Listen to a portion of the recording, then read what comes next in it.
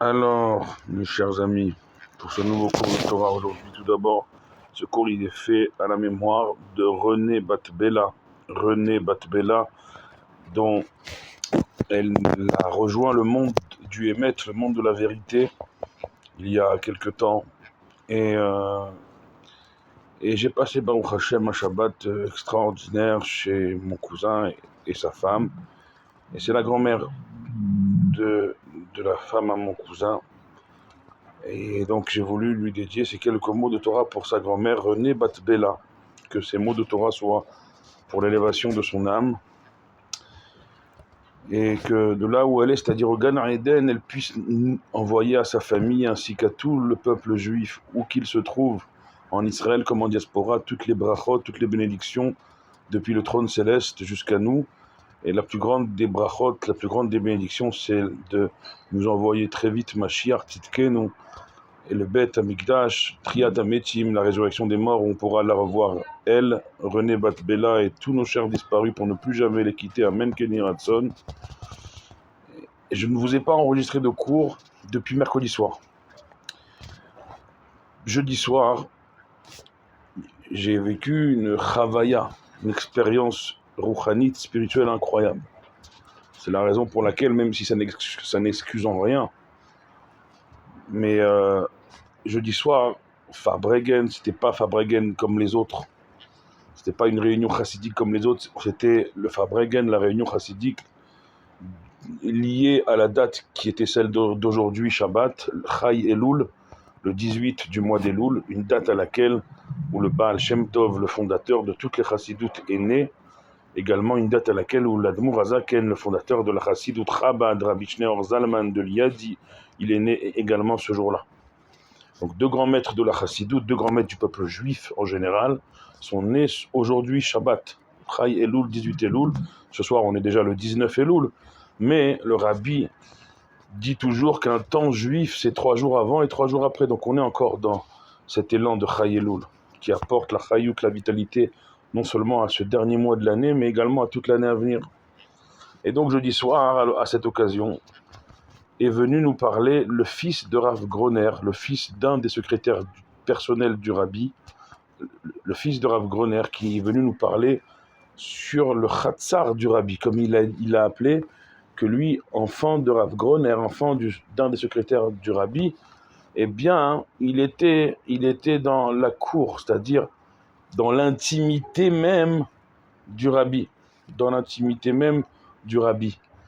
Et donc, il a vécu des expériences au plus près du rabbi, des expériences incroyables que on n'imagine même pas. Une proximité pareille avec le rabbi, elle ne peut pas s'imaginer autre qu'avec ce fils du Rav Groner, ce fils d'un des secrétaires du rabbi. Et donc, on a passé toute une soirée à écouter, Beikar à écouter. Il faut écouter, c'est tout. C'est incroyable. Incroyable comment on peut être dans l'intimité du rabbi à travers le fils d'un de ses secrétaires. Combien il nous a raconté, combien le rabbi il accordait mamash de manière, c'est-à-dire de visu, il a vu ça. Mais le rabbi il lisait toutes les lettres, des milliers de lettres par jour du monde entier, de chaque juif. Il lisait vite, mais il lisait chaque mot.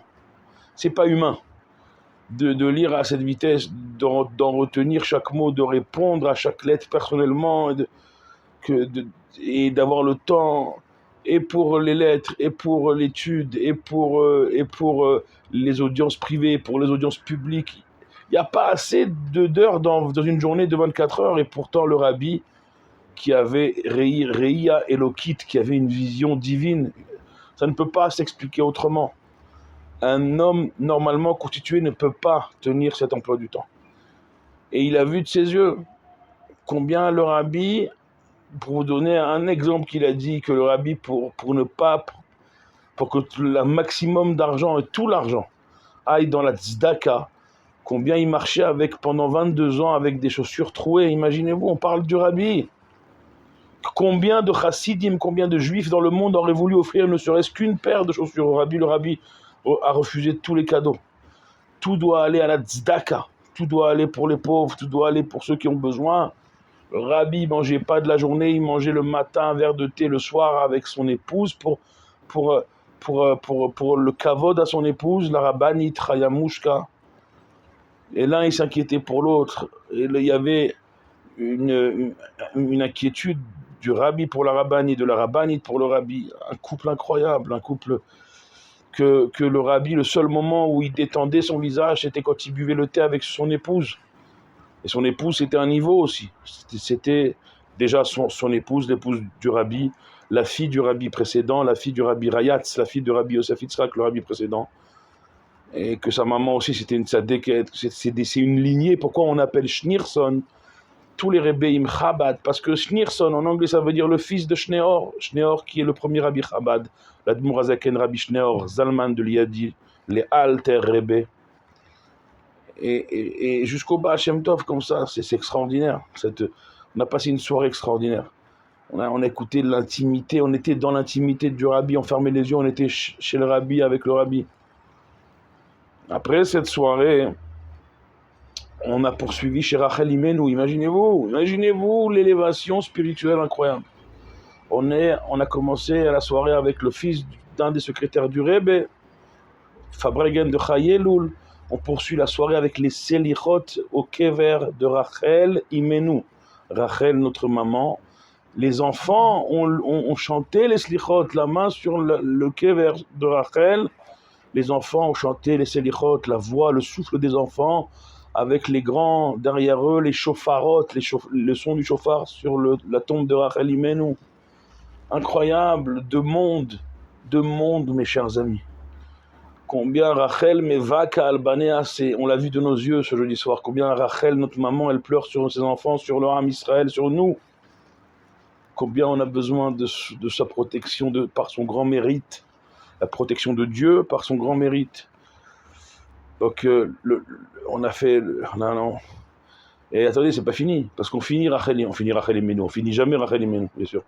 Mais, après Rachel Imenu, on a été appelé par le Bet Chabad de Achoma, un quartier bien connu à Yerushalayim, beaucoup de francophones. Et on va là-bas et on termine encore, on fait encore une autre Idva'adout, une deuxième réunion chassidique jusqu'à 4h du matin, mes chers amis. En dvarim kaelu. Il n'y a pas de soirée, de nuit comme ça. C'est pour ça que je n'ai pas pu vous enregistrer le cours, même si ce n'est pas une excuse.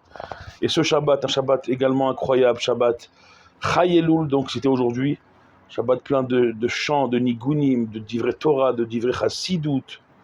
Shabbat Parashat Kitavo, où on a lu ce matin, Parashat incroyable. Vous savez pourquoi? C'est marqué, c'est marqué. Ça ne s'est jamais appliqué, ça ne s'appliquera jamais. On parle que positif en cette sortie de Shabbos. Pourquoi? C'est marqué, seulement marqué les kelalot, les chas v'shalom, les malédictions, Dieu nous en préserve. Tachat asher lo avata et Hashem besimcha uvtuv levav merov kol. Comme ça, c'est marqué dans la paracha qu'on a lu ce matin. Tout ça pourquoi? Parce que tu n'as pas servi Hashem, ton Dieu, avec joie et avec bon cœur, merov kol, de toutes tes forces, de tout ce que tu as. Tu dois, si tu mets pas de la joie et du bon cœur dans ton service de Dieu, attention, il peut t'arriver chas v'shalom, Dieu nous en préserve. C'est pas, on t'a pas dit, il t'arrive les mauvaises choses parce que tu as fait telle ou telle faute, que tu n'as pas fait telle ou telle mitzvah, telle ou telle prière, que tu n'as pas étudié. Non, on te dit simplement, mais c'est simple et c'est en même temps pas évident, que t'as pas été joyeux. T'as pas été joyeux et t'as pas mis un bon cœur à l'œuvre, à l'ouvrage, à la tâche. T'as pas eu de joie, t'as pas eu de bon cœur. Alors d'un côté, ça se résume à la joie et au bon cœur, mais de l'autre côté, c'est énorme. C'est énorme, mes chers amis. David Amelech, le roi David, en ce samedi soir, c'est son repas, la Seuda Revit, le 4e repas de Shabbat, c'est lié à David Amelech. Il est avec nous en ce moment, tous les tzadikim avec lui. Et David Amelech, dans ses psaumes, dans ses télim, nous dit Ivdu et Hashem besimcha. Comment vous servirez Dieu? Besimcha, uniquement avec la joie. Et on te dit dans la paracha de ce matin que si toutes les mauvaises choses, elles arrivent au monde, chas v'shalom, parce qu'on n'est pas joyeux, parce qu'on n'a pas un bon cœur, chas v'shalom. Le tikkun, la réparation pour que les mauvaises choses elles s'arrêtent, et combien cette année on veut que les mauvaises choses elles s'arrêtent. On doit être en joie et en bon cœur, même si c'est pas évident, c'est sûr que c'est pas évident, Akadosh Baruch Hu, il le sait. Mais si malgré tout on arrive à remettre de la joie et du bon cœur dans tout ce qu'on fait, alors tout s'arrête, bin rega, d'un instant à l'autre, toutes les mauvaises choses s'arrêtent. La haftara également de ce matin, elle était incroyable. Kumi ori kiva orech, lève-toi ma lumière. Quand Dieu il dit ça par l'intermédiaire de son prophète, c'est qui ma lumière? C'est Mashiach. Dieu il veut faire lever Mashiach, l'amener sur nous. On voit aussi dans la haftara qu'il n'y aura plus. C'est marqué dans la haftara. Les prophètes, il y a des millénaires, que Be'artser, sur ta terre d'Israël, lo yot Hamas, il n'y aura plus de Hamas, il n'y aura plus de violence. Mais quand on sait que un des mouvements terroristes qui nous veut du mal, qui nous a massacrés il y a presque un an, il s'appelle Hamas, il s'appelle violence, et que la haftara de ce matin, le Navi, le prophète, il porte la voix d'Akadosh Baruch Hu qui nous promet qu'il n'y aura plus de Hamas, qu'il n'y aura plus de violence sur la terre d'Israël. C'est tout ce qu'on demande. Pour ça, alors à Katon Yela Elef, que le petit soit élevé, et à Tsaïr, que le jeune soit élevé. Pourquoi? Parce que Be'ita Achishena, Akadosh Baruch Hu, il nous promet que si on n'est pas méritant, Chas Veshalom, alors Be'ita, la Géoula, la délivrance, elle interviendra en son temps prévu. Maintenant, si on est méritant de plus en plus, Baruch Hashem, avec l'aide de Dieu, eh bien, Achishena, Dieu il nous promet de précipiter notre délivrance, de l'amener plus vite que prévu, de l'amener tout de suite, de l'amener now, de l'amener maintenant. À nous de faire ce qu'il faut, de remettre de la joie et du bon cœur, et de être les arbot, batora ou bamitzvot, de multiplier la Torah et les mitzvot. Bederech ha-chassidut, bederech ha-ni'imut, par des voies de chassidut, par des voies chassidiques, ni'imut et agréables. Agréable, soyons agréables. Quand on dit à un juif de faire une mitzvah, ne lui disons pas avec la ramma, la rasra, avec un beau visage souriant.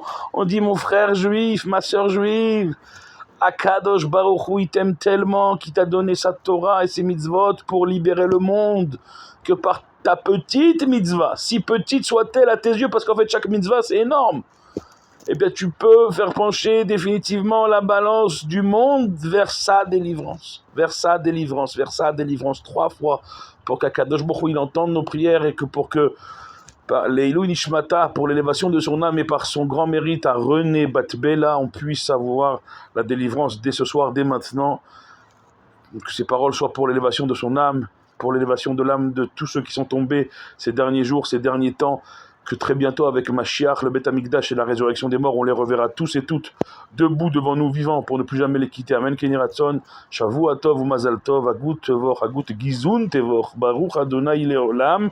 Amen ve Amen.